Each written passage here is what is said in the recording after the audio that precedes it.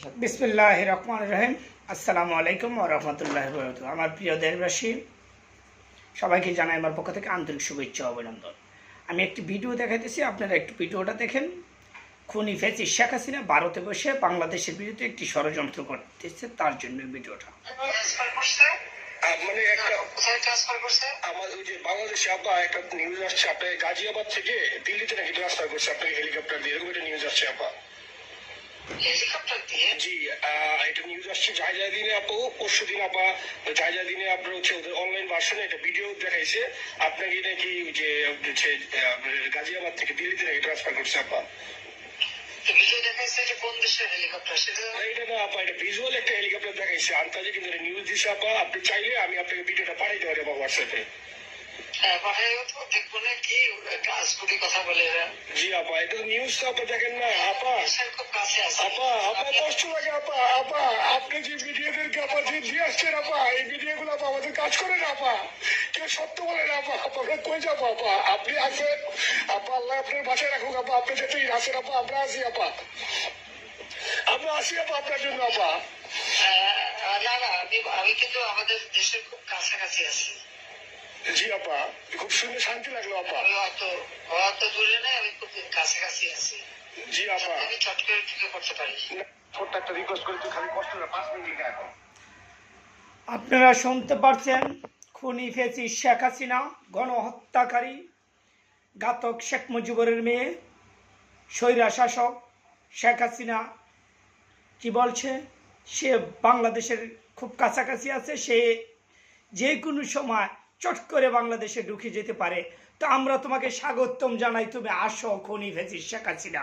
আমরা চাই তুমি বাংলাদেশে আসো, তুমি চট করে আসবে, আমরা ঠুস করে তোমারে কাশিমপুর কারাগারে ঢুকাই দিব, ঠুস করে কাশিমপুর কারাগারে ঢুকাই দিব। আসো তুমি ফ্যাসিস্ট শেখ হাসিনা, তুমি চট করে ঢুকে যাবে বাংলাদেশে, আমরা ঠুস করে তোমার কাশিমপুর কারাগারে ঢুকাই দিব।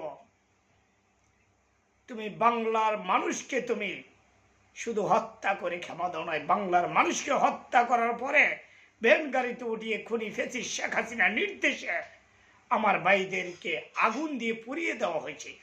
আমরা সেই কথা বাংলার জনগণ বলে রায়, তোমার সম্পূর্ণ বিচার বাংলার মাটিতেই হবে।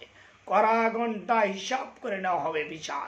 57 জন সেনাপ্রধানের হত্যার বিচার হবে, হেফাজত ইসলামের হত্যার বিচার হবে, হাজার হাজার হেফাজত ইসলামের নেতাকর্মীদেরকে হত্যা করেছে তার বিচার হবে, এবং বিএনপির হাজার হাজার নেতাকর্মীদেরকে গুম করা হয়েছে তার বিচার হবে, হত্যা করা হয়েছে বিএনপির নেতাকর্মীদেরকে তার বিচার করা হবে, এবং কোটা সংস্কার আন্দোলনে 2018 সালের থেকে আমার ভাইদেরকে যে হত্যা করা হয়েছে, আমার ভাইদেরকে যে হাতুড়ি পিটা করা হয়েছে তার বিচার করা হবে। 2000 নিরাপদ সড়ক আন্দোলনের যেই কমলবতী শিশুদের উপরে তুমি রামদাও বাহিনী দিয়ে চালিয়ে হত্যা করেছিলাম আমার এই প্রাইমারি স্কুলের ছাত্রছাত্রী ভাই বোনদেরকে, তার বিচার হবে। পুলিশ দিয়ে গুলি করে তাদেরকে হত্যা করেছিলাম। সর্বশেষ 2024 সালে তুমি পুলিশ দিয়া এই কোটা সংস্কার আন্দোলনের ছাত্রছাত্রীদেরকে হত্যা করেছ, সাধারণ জনতাকে হত্যা করেছ, এবং শুধু হত্যা করে ক্ষমা দেও নাই, তুমি তাদের লাশকে তুমি আগুন দিয়ে পুড়িয়ে দেওয়ার নির্দেশনা দিয়েছিলাম।